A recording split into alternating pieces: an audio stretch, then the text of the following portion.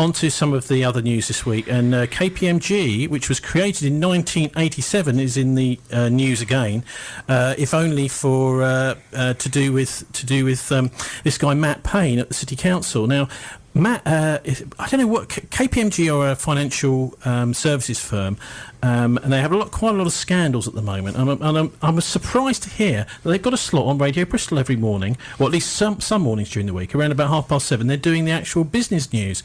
So before we talk about KPMG, maybe the best thing to do is just to have a listen to a little excerpt from that. Surprisingly, there's not some sort of BBC business person giving this news. It's actually another volunteer. So we've got a volunteer at the council who's helping Mayor Ferguson go through the city's budget. We've got another volunteer up at the BBC.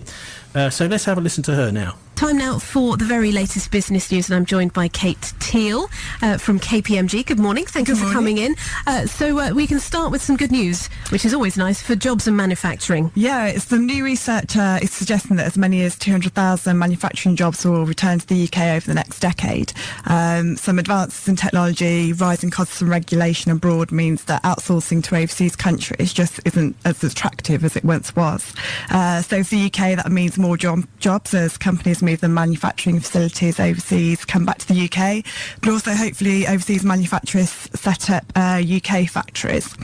So not only will hopefully that mean a few more jobs for us all, but it should also just help the wider economy. So stats published earlier in the month showed a small increase in manufacturing output, which is a pleasant surprise, and it calmed fears for many that we're entering a triple dip recession.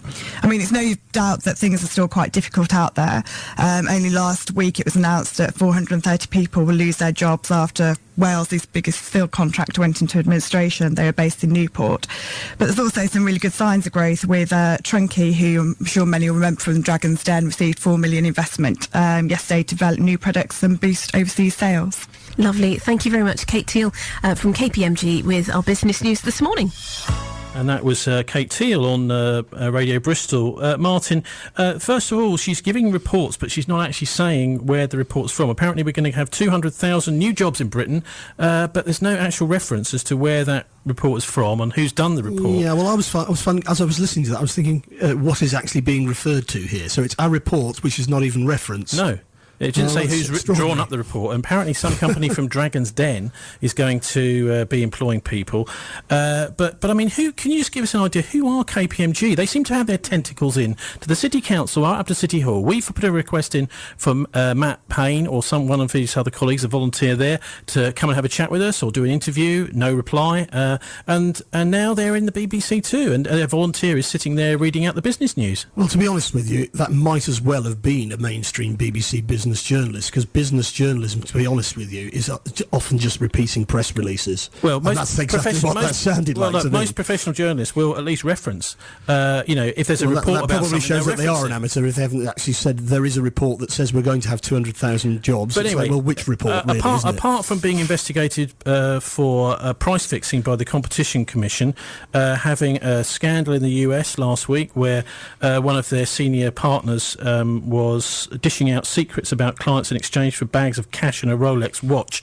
They are certainly a scandal hit organisation. What and who are KPMG? Well, I'm not an expert, Tony. I mean, there's plenty. But they're one of the big four financial services. Yes, well, I mean, I know what they are in a general sort of a way, but I haven't researched them. I mean, frankly, we are all aware with the Libor fixing scandal and all the rest of it that an awful lot of what goes on in this sector is frankly criminal, and that's not political rhetoric. That's just a bold statement of the facts. We've had, as you know, an ex-fraud squad officer on this very programme a couple of weeks ago saying exactly that. So, I mean, basically, they're keeping up a front. The ruling classes, if you like, are keeping up a front that it's all okay, they know what they're doing, we're all going to get jobs, it's all going to sort itself out, and frankly, it's all rubbish. Well, in early April, there was a report from the Parliamentary Commission on Banking Standards, which Rowan Boswell-Davis, that fraud squad guy, put his report into the collapse of HBOS. They revealed that KPMG approved the bank's decision in May 2008 to set aside $370 million for losses as its corporate lending division. In total, the actual losses reached 25 billion. So KPMG got it wrong by a factor of about 7,000%. Lloyds are likely to sue them, and there will be possible fraud charges against KPMG on that particular case. Daniella, these are a bit of a peculiar organisation. They're apparently signing off the accounts for the banks before the 2008 crash, saying everything was fine, when of course it clearly wasn't. And there they are, sitting in the BBC, reading out the business news and advising the mayor. Yeah, I mean, that's the thing where all these services firms kind of get their tentacles everywhere, as you say, oh, we'll do that to try and, it's a kind of distinct marketing thing, because they know their numbers are up, really. I mean, the thing that I noticed as well, there are only 4 of these firms. I mean, international firms doing these auditing 90% of all blue chip companies. I mean, in no way, it must be very easy to stitch things up between them, because I think another fundamental problem is that the auditors are paid by the companies they're auditing. Well, yes. So in other words, they tend to say what the employer wants them to say, which is we're all right. It's a sort of it's a sealed loop. Yes, and there are several different investigations going into them. One of the things that they were doing was they were having clauses where, you know, if you want to replace us and someone else to audit it, or to do internal audits rather than external audits, you can only use another one of the big 4 companies. And of course, the problem it being then that you start getting the whole revolving door syndrome of people going from the boards of big companies onto the auditing companies and this kind of thing. And who audits the auditors? I mean, do the big 4 companies audit each other to make sure they're working properly? Well, one thing's for sure, they're absolutely rolling in cash. So if you need a job, probably go to go and knock on their door. Obviously, they can afford to send volunteers to Radio Bristol and also to the mayor. The big 4 apparently can deploy vast resources. This is money to defend against lawsuits, a factor that has saved them in the past. So what happens is when there is a potential lawsuit, they use lawyers in order to actually stop that ever coming to court and come to out-of-court settlements.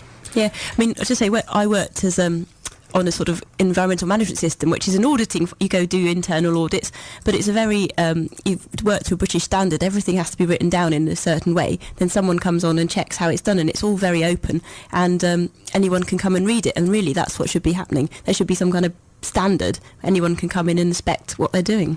One of the problems, of course, with the financial crisis, Martin, is that those with loads and loads of cash can just go and volunteer everywhere. Well, that's right. And if you think about it, what's actually happening is that they're using their financial muscle, which is only there because the state, not our state, all states bailed them out. And then, of course, they're in a position to demand further concessions from the population. And you know, I mean, Rowan Boswell-Davies, I think, was fairly clear as a 12 years serving fraud squad officer that they were told in the late 1990s to just leave them alone. But he said, as far as he was concerned, that virtually everything they've been doing is criminal. Now, don't forget, fixing the LIBOR rate has massive consequences all over the world.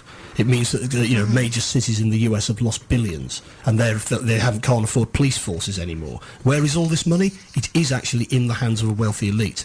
The stock market has been doing fantastically well.